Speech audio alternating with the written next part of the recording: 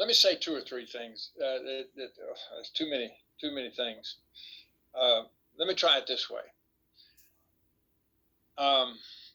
First of all, I love our country. I love this country. That's not the nation. That's not the nation state. The nation state is an instrument. It's my country I love. And I'll tell you, cultural traditionalists can make that distinction. They can make a distinction. I'm sorry, Faith Lutheran. Was it Catherine? What was your first name? Faith Lutheran. You're muted. You're muted. Heather. I'm Heather. I'm sorry, Heather. My apologies. That's all right. But I dare say the way she was talking, she loves this country, but I'm not so sure she loves the Congress or the nation state for that matter.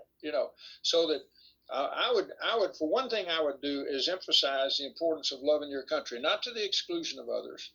Not to the exclusion of others. We don't have any right to. When Jesus in Matthew 28 says to them, "Hey, go out and make disciples of all nations," okay, all nations, but you can still love your country. Let me tell you, and tell stories. Let people know you love the country. I got on an airplane in Boston one day, and if you know Boston, you often when you leave there, you fly out over the Atlantic, and you'll take a bank to head back. And I was going to Los Angeles. Los Angeles, all right.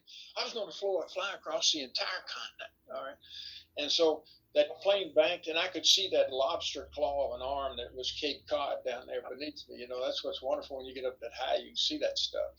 And we started out, and I could tell, I knew enough about the topography and about that part of the country. I knew when we were crossing Massachusetts. I could tell when we moved across New York. And I could tell when we got over Ohio and so forth. Of course, a little later in Indiana, and then a little later we got to that Mississippi River, and I just saluted the Mississippi.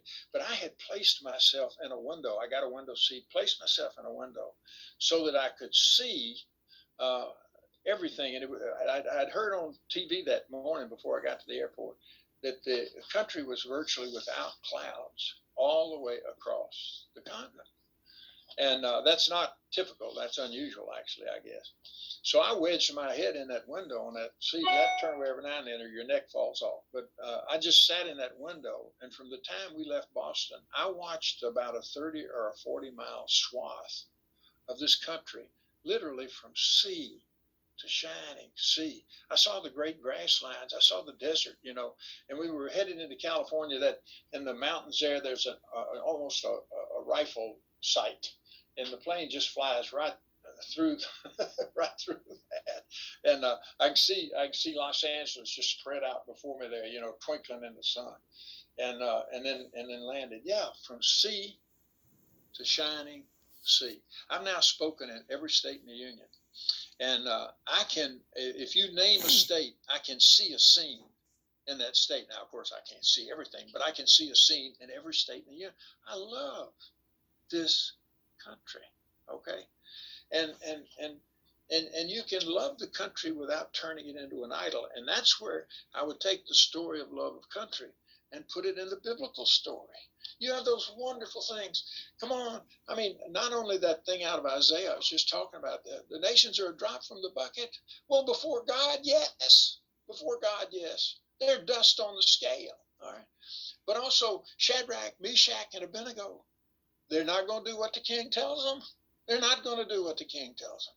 Moses and the slaves in Egypt, for crying out loud, yeah. And there's that wonderful thing in Romans, the authorities governed by the will of God. Ooh, but don't miss the other part in that 12th chapter. Do not be conformed to this world, but be transformed. All right, hear it?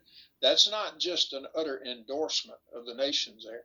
Yeah, but also hear the fact that the nations are in the final parade. I'm saying that I think we got the resources in Scripture to talk. Not all cultural traditionalists are fundamentalists. Some are. But in terms of, my experience is a great many of them respect the Scripture. And they don't want you ripping it up. Understand? But now, you can misuse Scripture. The devil quotes Scripture, no question about it. But you hear my point. Love of country, yes, but not an idol, and place it in the biblical story. Take the nation's story and put it in God's story. We got a lot to be critical of in this country. All right. I want to remind you, when you start talking about the Constitution, remember who had the vote? Property owners. Women didn't. 90% of the men did not have the right to vote. In fact, the right to vote typically comes when you look at the democracies of the West. It typically comes when working people have been treated so badly they start raising hell, and they say we better open up this country to democracy or these crazies are going to take it over.